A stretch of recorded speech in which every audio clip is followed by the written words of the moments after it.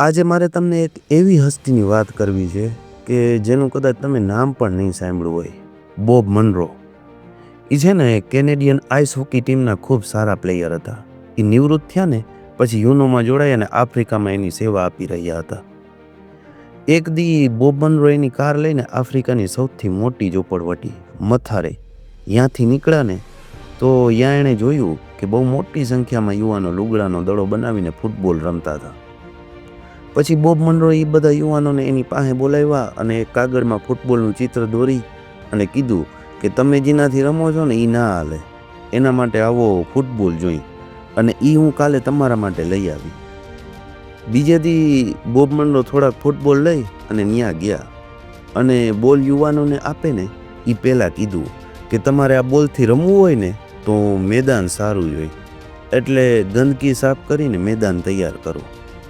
એટલે યુવાનોએ ગંદકી સાફ કરી અને મેદાન બનાવ્યા.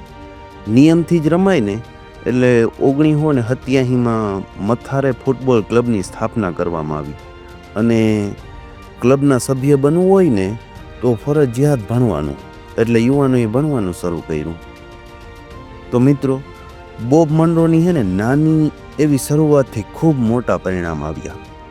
હજારો યુવાનો છે ને મથારે ફૂટબોલ ક્લબમાં જોડાયા અને આશ્ચર્યની વાત તો એ છે કે બોબ મનરોએ 1987માં ક્લબની શરૂઆત કરી અને એના 4 વર્ષ પછી 1991માં કેનેડિયન ફૂટબોલ ટીમના 11 ખેલાડી હતા ને એ મથારે ઝૂંપડપટ્ટીના હતા. તો મિત્રો, પરિવર્તન છે ને રાતોરાત ના આવી જાય, પણ પરિવર્તન માટેનું જે પહેલું પગલું હોય ને એ ખૂબ નાનું હોય, પણ સમય જતાં સાચી દિશામાં ઉઠાવેલું હોય ને પગલું તો એ કલ્પના કરતાં પણ મોટું પરિવર્તન લાવી શકે.